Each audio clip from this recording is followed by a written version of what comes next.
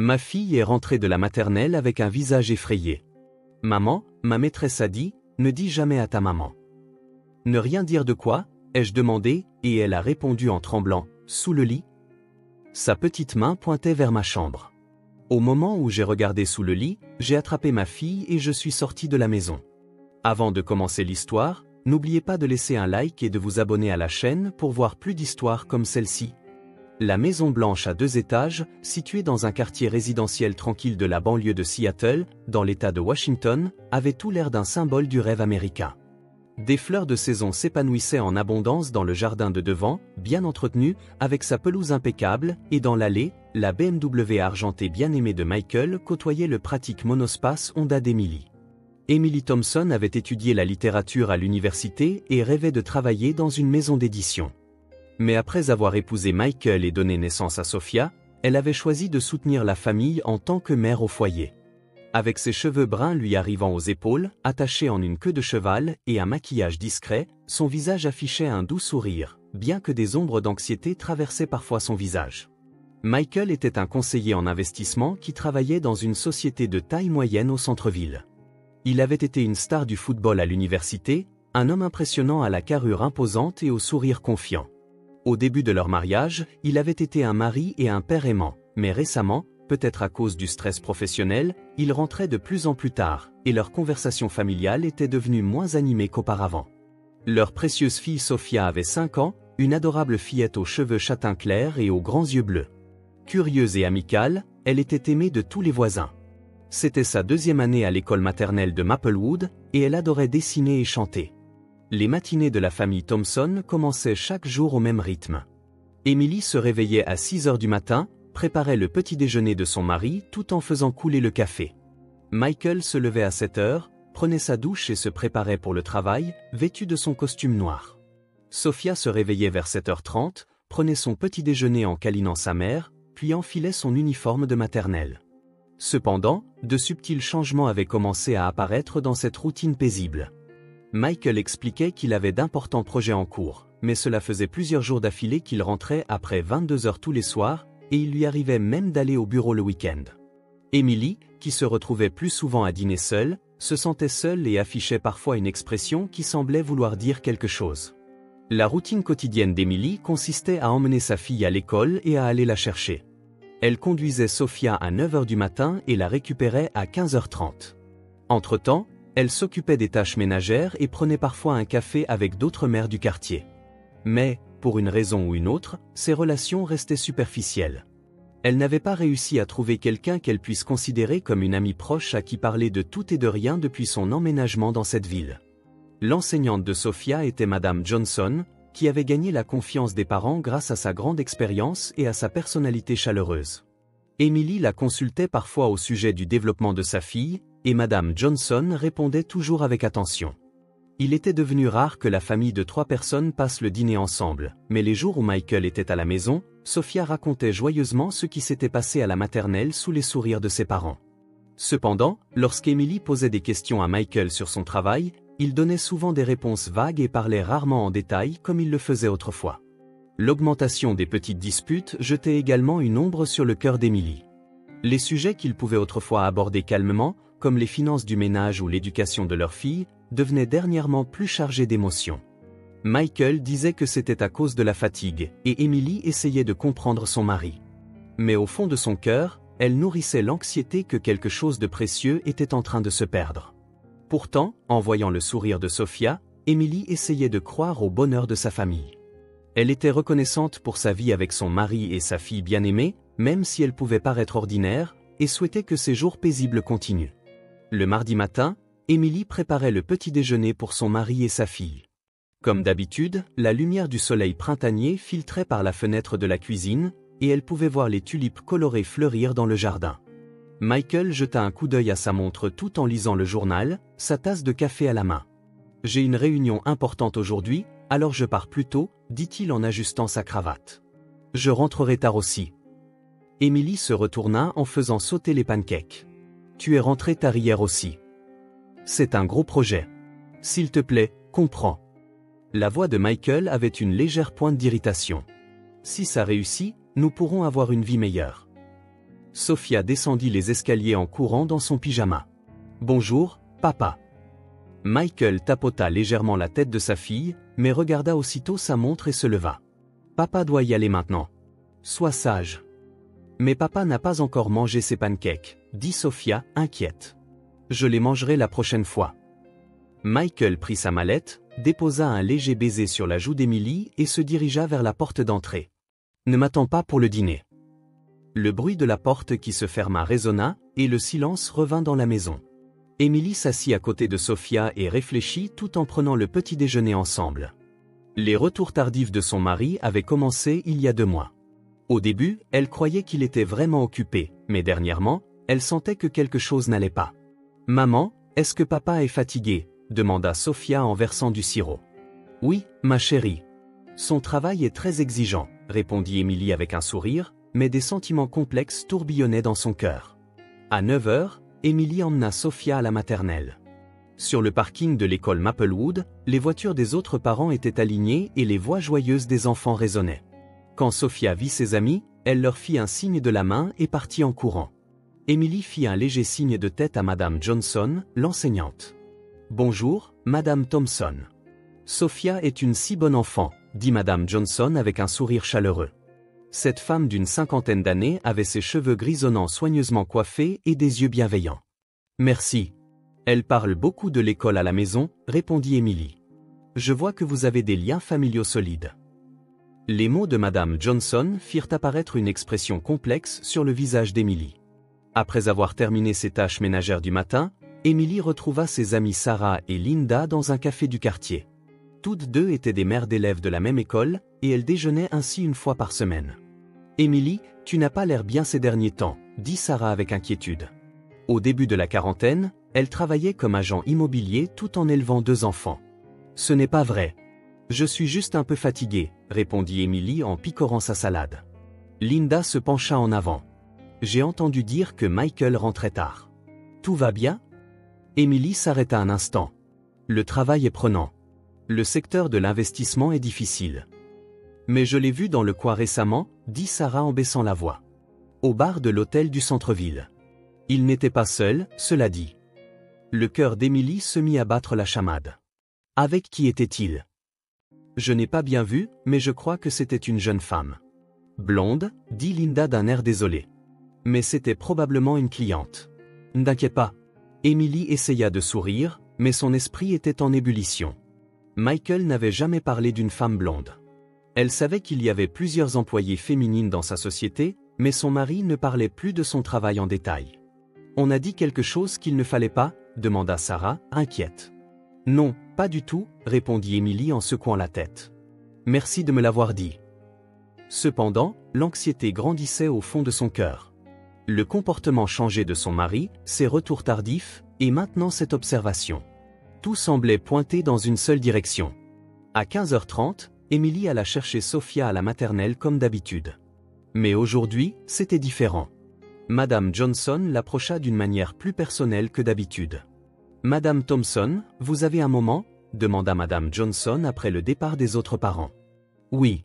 Qu'y a-t-il ? » ?»« C'est à propos de Sophia. » L'enseignante regarda autour d'elle avant de continuer. « J'ai l'impression qu'elle est un peu différente ces derniers temps. » Emily fut surprise. « Comment ça ? » ?»« Elle est plus silencieuse qu'avant.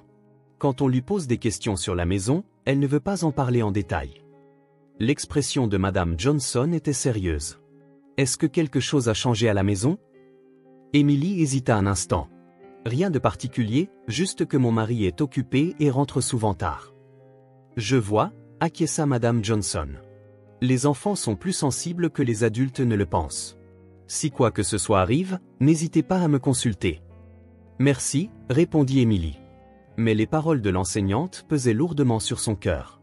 De retour à la maison, Emily prit le goûter avec Sophia tout en écoutant ce qui s'était passé à l'école. Cependant, les récits de sa fille n'étaient pas aussi détaillés qu'avant, et elle affichait parfois une expression pensive. « Sophia, y a-t-il quelque chose qui te tracasse ?» demanda doucement Emily. « Non, » répondit Sophia en secouant la tête, mais de petites angoisses semblaient se lire dans ses yeux. Vers 18h, un message de Michael arriva. « Je serai encore en retard ce soir. Ne m'attends pas pour le dîner. » Emily soupira. C'était la 4e fois cette semaine. Les dîners en tête-à-tête avec Sophia se poursuivaient. Pendant l'heure du bain, Sophia resta dans la baignoire plus longtemps que d'habitude. En lavant les cheveux de sa fille et en regardant son petit dos, Émilie fut envahie d'un sentiment de tendresse et d'un fort désir de la protéger. « Maman, quand est-ce que papa rentre ?» demanda Sophia en se retournant. « Bientôt, ma chérie. »« Papa travaille dur », répondit Émilie, mais elle sentait que ses propres mots sonnaient creux.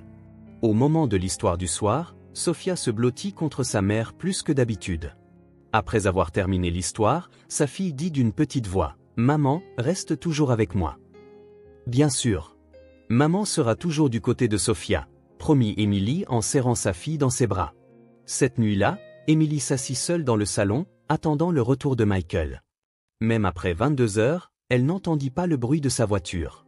Pendant que les informations passaient à la télévision, elle repensa à leur vie de couple. Ils s'étaient mariés par amour, alors quand avaient-ils commencé à s'éloigner ainsi? À 23h30, Michael rentra enfin. Il franchit la porte d'entrée, l'air épuisé, mais ses vêtements portaient l'odeur d'un parfum inconnu. « Bon retour !»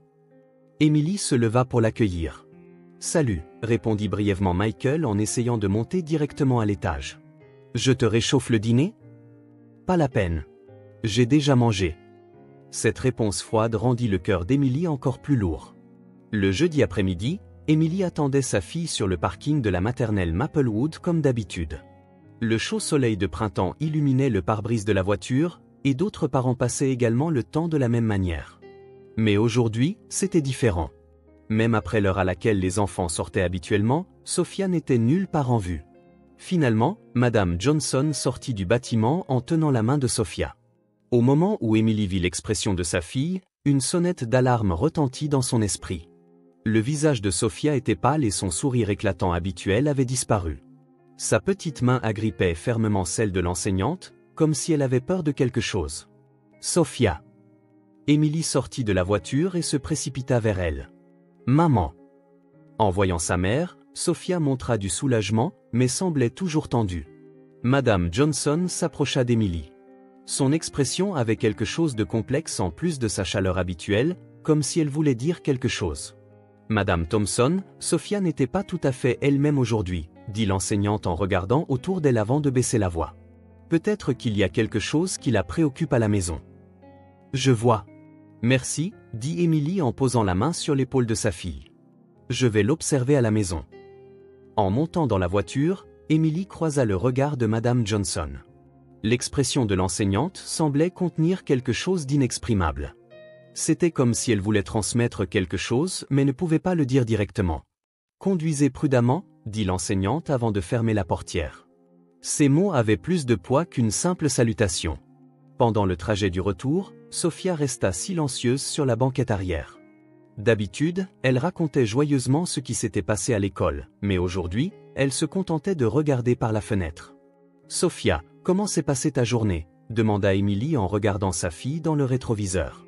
« Normal, » répondit Sophia d'une petite voix. « Tu as joué avec tes amis ?»« Oui. » Seules des réponses d'un ou deux mots lui parvenaient.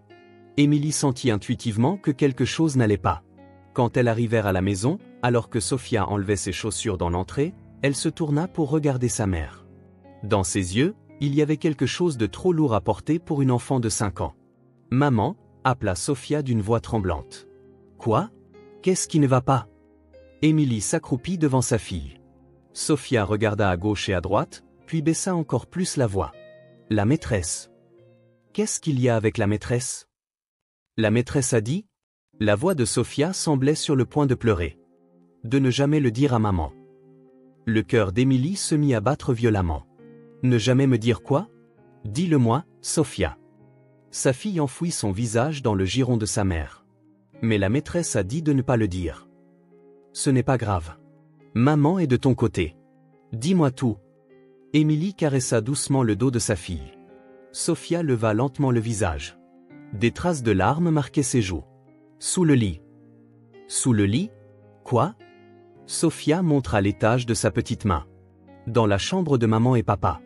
Sous le lit. Le sang d'Émilie se glaça dans ses veines. Qu'y a-t-il sous le lit ? La maîtresse me l'a dit. Un petit truc noir. Sophia continua, tremblante, avec une lumière rouge qui clignote. Émilie se leva. Elle sentait ses jambes trembler. Sophia, attends ici. Maman va aller voir. Je ne veux pas être seule. Sophia attrapa la main de sa mère. Tout va bien. Je reviens tout de suite. Émilie serra sa fille dans ses bras avant de commencer à monter les escaliers avec hésitation.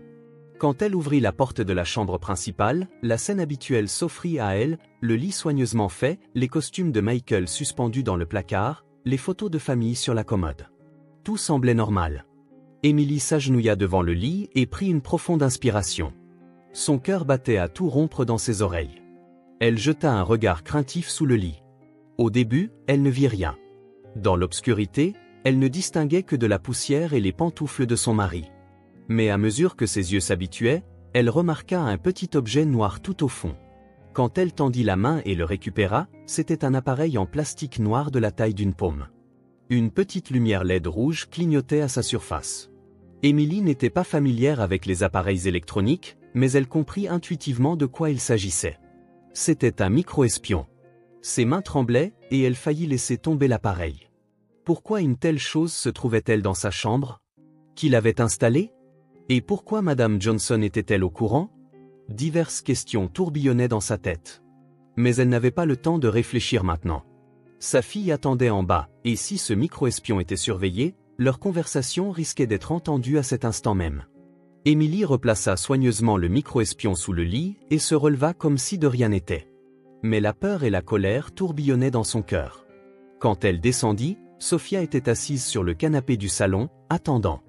En voyant l'expression anxieuse de sa fille, Émilie s'efforça de rester calme. « Sophia, sortons ensemble », dit Émilie d'une voix aussi naturelle que possible. « Où ça ?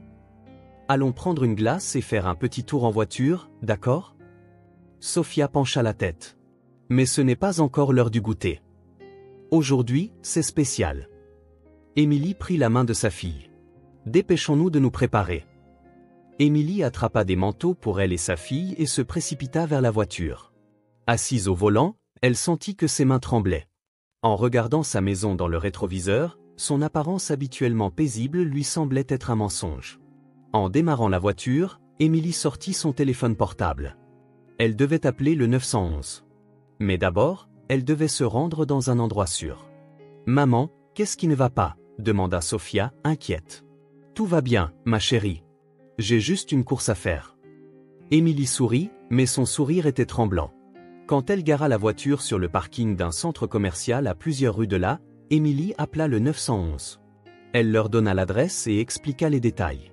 Tandis que sa fille regardait anxieusement depuis le siège arrière, elle essaya de garder son sang-froid. Après avoir raccroché, Émilie regarda Sophia sur le siège arrière.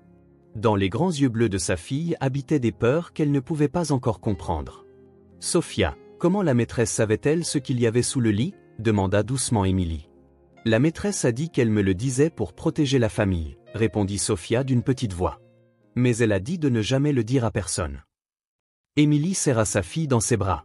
Madame Johnson savait quelque chose, elle avait senti le danger et les avait prévenus par l'intermédiaire de sa fille. Mais pourquoi ne l'avait-elle pas dit directement, et qui avait installé le micro-espion, et pourquoi? Deux policiers sortirent de la voiture de patrouille arrivée sur le parking du centre commercial. Le sergent Johnson, un officier plus âgé, et l'agent Rodriguez, plus jeune, s'approchèrent de la voiture d'Émilie. « Madame Thompson, j'ai cru comprendre qu'un micro-espion avait été découvert », dit le sergent Johnson en sortant son carnet. Émilie sortit de la voiture en tenant sa fille. Oui, c'était sous le lit dans la chambre. Un petit appareil noir avec une lumière rouge qui clignote. Quand l'avez-vous découvert? Il y a environ 1 heure. Ma fille me l'a dit après en avoir entendu parler par son enseignante de maternelle. L'agent Rodriguez s'adressa doucement à Sophia. C'est toi qui l'as trouvé? Sophia hocha légèrement la tête en se cachant derrière sa mère. Alors, allons inspecter les lieux, dit le sergent Johnson. Veuillez nous accompagner. Lorsqu'ils arrivèrent chez les Thompson, les policiers entrèrent prudemment dans la maison. Émilie les suivit en tenant la main de sa fille. Sa maison familière lui semblait maintenant être un lieu étranger. Dans la chambre, le sergent Johnson récupéra le micro-espion. C'est en effet un micro-espion haute performance. Il semble avoir été installé récemment. Qui ferait une chose pareille? La voix d'Émilie tremblait. C'est ce que nous devons déterminer. Y a-t-il quelqu'un d'autre que votre famille qui a les clés de la maison? Émilie réfléchit. Linda, la femme de ménage, vient 2 fois par semaine. À ce moment-là, la porte d'entrée s'ouvrit avec force. Michael fit irruption, essoufflé. Qu'est-ce que c'est que tout ce remue-ménage? Un voisin a appelé pour dire que la police était là. Son visage était rouge de colère. Michael, un micro-espion a été trouvé, tenta d'expliquer Émilie. Un micro-espion? Quelle bêtise racontes-tu? Michael regarda les policiers.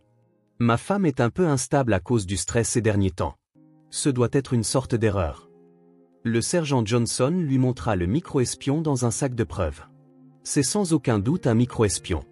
Monsieur Thompson, avez-vous une idée à ce sujet? L'expression de Michael se crispa un instant. Je n'ai aucune idée d'une telle chose. D'ailleurs, qui aurait une raison de nous espionner? C'est notre travail de le découvrir, dit l'agent Rodriguez. Nous identifierons le coupable grâce au registre d'achat et aux empreintes digitales. Michael regarda sa montre. Combien de temps cela va-t-il prendre? J'ai une réunion importante. Émilie était déconcertée par l'attitude de son mari. Malgré la gravité de la situation, il ne semblait se soucier que de son travail. Après que les policiers eurent terminé leur enquête préliminaire, ils dirent « L'identification de l'acheteur prendra du temps. Nous vous contacterons si nous trouvons quelque chose » et ils partirent. À l'heure du dîner, la famille de 3 personnes était assise autour de la table. Cependant, l'atmosphère était lourde et sombre. « Émilie, tu deviens vraiment trop névrosée », dit Michael en posant son couteau et sa fourchette. Un micro-espion. Qui ferait une chose pareille? Mais il était vraiment là. Ce doit être quelque chose laissé par les anciens résidents ou une sorte d'erreur. L'irritation était évidente dans la voix de Michael. Tu as des délires ces derniers temps. Sophia éclata soudain en sanglots. Papa, tu es un menteur. Sophia. Émilie essaya de réconforter sa fille. C'est la maîtresse qui l'a dit. Que papa est méchant, cria Sophia à travers ses larmes. Le visage de Michael devint pâle. Qu'est-ce que cet enfant raconte? À ce moment, la sonnette retentit. Quand Émilie ouvrit la porte, Madame Johnson se tenait là. Le visage de l'enseignante était tendu, et elle tenait un petit enregistreur à la main. Madame Thompson, je suis terriblement désolée. Il y a quelque chose que je dois vous dire, dit l'enseignante d'une voix tremblante. Entrez, s'il vous plaît, Madame Johnson. Émilie la fit entrer. Dans le salon, Madame Johnson s'assit sur le canapé et posa l'enregistreur sur la table. Michael descendit également et regarda l'enseignante d'un air méfiant. En fait, commença l'enseignante après avoir pris une profonde inspiration, vous savez que ma sœur Linda fait le ménage dans cette maison. Émilie hocha la tête. Oui. Hier soir, ma sœur est venue me voir en pleurant et a tout avoué. La voix de l'enseignante tremblait. Linda a installé le micro-espion, mais elle ne l'a pas fait seule. Michael se leva. Qu'est-ce que vous racontez? Arrêtez de dire des bêtises. S'il vous plaît, écoutez ceci. Madame Johnson appuya sur le bouton de lecture de l'enregistreur. Ce qui sortit du haut-parleur était une conversation entre Michael et Linda. Le plan se déroule sans accroc. Mettons cette femme au pied du mur psychologiquement et faisons-la interner dans un hôpital psychiatrique, résonna la voix de Michael. Mais il y a aussi l'enfant, dit la voix confuse de Linda. J'obtiendrai la garde de l'enfant. Si je peux créer des preuves qu'Émilie est mentalement instable, j'obtiendrai tous les droits de garde et les biens. Sommes-nous vraiment en train de faire ce qu'il faut? Si notre relation est découverte, elle ne le sera pas. Tu joues parfaitement ton rôle. Encore un peu de patience. Quand l'enregistrement se termina, un lourd silence tomba sur la pièce. Émilie fixa son mari avec incrédulité. Sophia tremblait légèrement sur les genoux de sa mère. C'est faux, dit Michael désespérément. Ce doit être une voix de synthèse ou quelque chose du genre. Ma sœur a enregistré cela, dit doucement Madame Johnson. Elle ne pouvait plus supporter la culpabilité et m'a tout avoué. L'installation du micro-espion était également sur vos instructions. Le visage de Michael devint livide. Sans aucune preuve, dire de telles choses? Il y a des preuves. L'enseignante sortit un autre enregistreur. Ma sœur a expliqué plus en détail comment vous avez comploté avec votre maîtresse Linda pour faire passer votre femme pour mentalement instable et lui voler ses biens et la garde de sa fille. Émilie se leva. Ses jambes étaient chancelantes, mais la colère soutenait son corps. « Michael, est-ce que c'est vrai ?» Son mari ne répondit pas. Ce silence disait tout. Emily appela de nouveau le 911. Michael tenta une dernière résistance. « Emily, tu es malade mentalement. Te laisser berner par de fausses preuves comme ça. » Mais Sophia dit d'une petite voix, « Maman a raison. La maîtresse m'a dit la vérité. » 20 minutes plus tard, la police arriva et arrêta Michael et Linda. Michael nia tout jusqu'à la fin, mais dut céder devant les preuves. « Je ne t'ai jamais aimé depuis le début. » Juste avant d'être emmené, il montra sa vraie nature. « J'en avais après ton argent. Épouser une femme comme toi était une erreur. » Linda pleurait également en étant menottée. « Trahir ma propre sœur pour ça? Mais qu'est-ce que je faisais ?» Madame Johnson prit la main d'Emily. « Je suis tellement désolée. Je n'ai pas pu arrêter ma sœur. » Emily secoua la tête. « Si vous ne nous aviez pas prévenus par l'intermédiaire de Sophia, je ne sais pas ce qui nous serait arrivé. » « Merci. » Ce soir-là, Emily et Sophia dînèrent ensemble. Juste la mère et la fille. C'était calme, mais il y régnait une paix différente d'auparavant. 3 mois plus tard, Emily et Sophia avaient commencé une nouvelle vie dans un petit appartement. C'était un logement modeste qui ne pouvait se comparer à leur luxueuse maison précédente, mais des sourires paisibles étaient revenus sur leur visage. Emily avait entièrement gagné au tribunal et obtenu la garde de sa fille, ainsi qu'une compensation substantielle. Les crimes de Michael étaient plus graves qu'on ne l'imaginait. L'enquête policière révéla qu'il avait également détourné des fonds dans son entreprise, et il purgeait actuellement une peine de prison. Linda fut également bannie à vie du secteur de l'éducation et avait coupé les ponts avec sa sœur, Madame Johnson.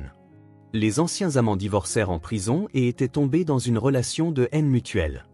Un samedi après-midi, Emily et Sophia faisaient un puzzle dans le salon.